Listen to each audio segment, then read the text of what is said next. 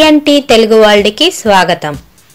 భారీ వస్తువులను ఎత్తినప్పుడు లేదా ఏదైనా పని చేస్తున్నప్పుడు చేతికి కలిగే అసౌకర్యం వల్ల చర్మం యొక్క ఉపరితలం దగ్గర ఉన్న నరాలపై ఒత్తిడి పెరిగి జివ్వుమని లాగటం, తిమ్మిరి, జలదరింపు లాంటివి వస్తాయి. విటమిన్ ఇ, బి1, బి6 మరియు బి12లు మన శరీరంలో తక్కువగా ఉంటే ఎడమ చేతి వేలు లేదా ఎడమ కాలు వేలు జలదరింపు సంచలనాన్ని కలిగిస్తాయి. వెన్నుముకలో ఏమైనా సమస్య ఉంటే ఎడమ చేతి చిటికెన వేలు ద్వారా తెలుసుకోవచ్చు. దీని ఫలితంగా శరీర ఒత్తిడి మరియు నరాల మీద కూడా హాని చూపిస్తుంది. దీని నివారణకు వెన్నుముకను వీలైనంతగా వంచే పనులు చేయాలి.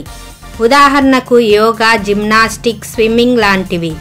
మరియు ఎక్కువసేపు కూర్చోకుండా ఉండేలా చూసుకోవాలి. హస్తంలో నొప్పి, దీనిని కార్పల్ టన్నెల్ సిండ్రోమ్ అంటారు.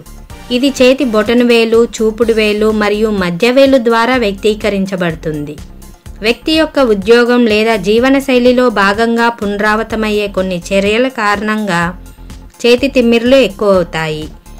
దీని నివారణకు సింపుల్ జిమ్నాస్టిక్ మరియు జాయింట్స్ని స్ట్రెచ్ చేసే ఎక్సర్సైజెస్ చేయాలి.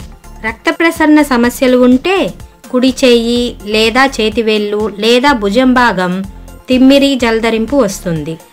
కుడి చేతిలో వచ్చే జలదరింపు లేదా తిమ్మిరికి కారణం హృదయ సంబంధిత వ్యాధులు కూడా కావచ్చు. ఇవి అంత్య భాగాలకు రక్త ప్రసరణపై ప్రభావం చూపిస్తాయి. మధుమేహం యొక్క మొదటి సంకేతాలు పాదాల నుండి చేతుల వరకు జలదరింపు లేదా తిమ్మిరి రావడం.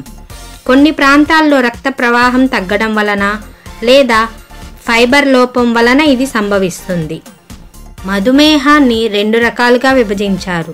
మొదటి రకం మధుమేహాన్ని ఇన్సులిన్ ఇంజెక్షన్స్తో నయం చేస్తారు. రెండో రకం మధుమేహం సరిగ్గా డైట్ ఫాలో అవ్వకపోతే వస్తుంది.